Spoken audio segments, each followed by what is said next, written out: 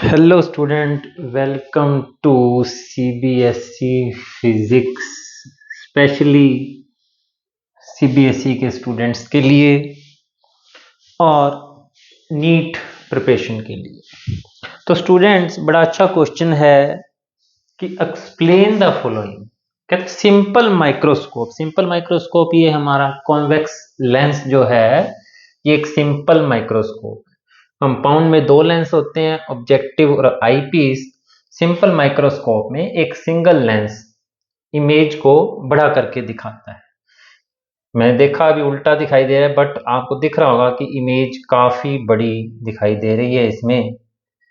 तो वो यही पूछता है कि क्वेश्चन एक्सप्लेन करो कि सिंपल माइक्रोस्कोप के अंदर angular size of the object equal होता है एंगुलर साइज ऑफ इमेज। जैसा कि मैंने इस इमेज में दिखाया कि थीटा चाहे ऑब्जेक्ट है और इमेज के लिए सेम है, तो हमारी मैग्निफिकेशन कैसे हो रही है। तो बच्चों, एनसीईआरटी में 4 लाइनें लिख रखी हैं। एनसीईआरटी की प्रॉब्लम है 32A।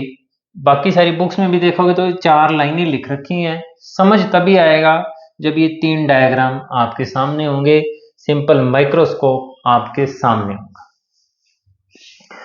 तो कहता है ये बात बिल्कुल सही है कि इमेज का साइज हमें बड़ा दिखाई देता है। अभी मैंने सिंपल माइक्रोस्कोप से आपने कभी ना कभी जरूर ऑब्जर्व किया होगा कि इमेज का साइज बड़ा कर देता है। तो कहता है लेकिन bigger than the object the angular size of image equal होता है एंगुलर साइज ऑफ ऑब्जेक्ट के। तो मैग्निफिकेशन कैसे हुई, वो कहता है एक्सप्लेन करो कि मैग्निफिकेशन यानी इमेज बड़ी क्यों दिखाई दे रही है, जबकि हमारी मैग्निफिकेशन का फार्मूला ये है।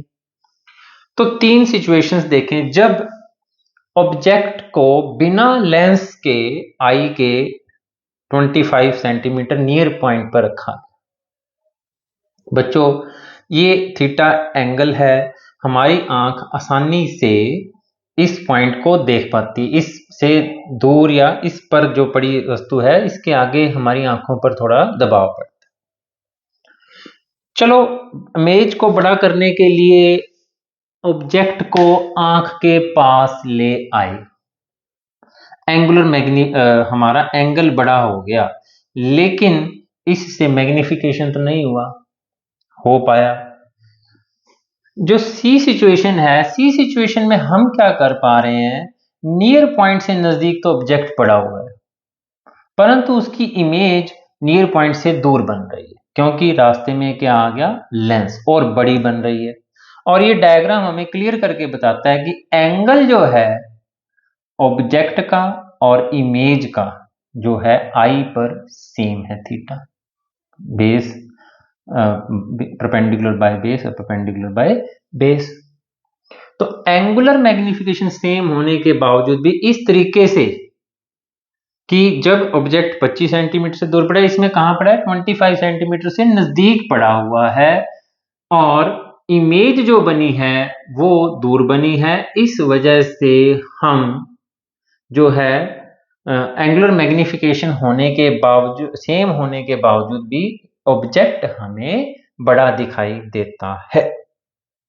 तो बच्चों, 3 ये डायग्राम जब आप एनसीईआरटी की ये 32A की पीछे सोल्व की लिखी प्रॉब्लम को पढ़ोगे और ये 3 डायग्राम जब देखोगे, at 25 centimetre, less than 25 centimetre क्या सिचुएशन है, और लेस देन 25 सेंटीमीटर, और विथ लेंस या माइक्रोस्कोप क्या सिचुएशन है। इन 3 सिचुएशन को जब आप कंपेयर करते हैं, तब आप इस चीज का आंसर दे पाते हैं कि हमने ऑब्जेक्ट को बड़ा करने के लिए नजदीक लेके आए, परंतु ऑब्जेक्ट बड़ा हुआ नहीं दिखाई दिया, तो हमने बीच में लेंस रख दिया।